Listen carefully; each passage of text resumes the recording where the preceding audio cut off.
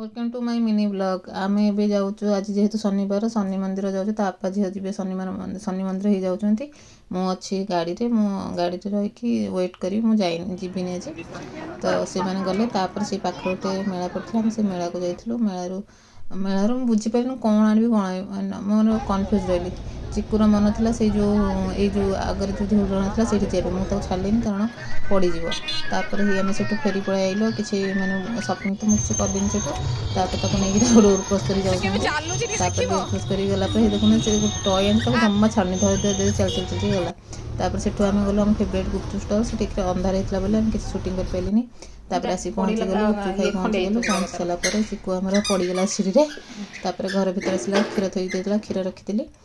चिकु आसी घर भर पुणी तार उधम स्टार्ट है दुष्टामी स्टार्ट होगा तापर राति रुटी दिन सब थी तरकारी डाली आंब पके लगे दिन लंग भिडियो बहुत जल्दी आस।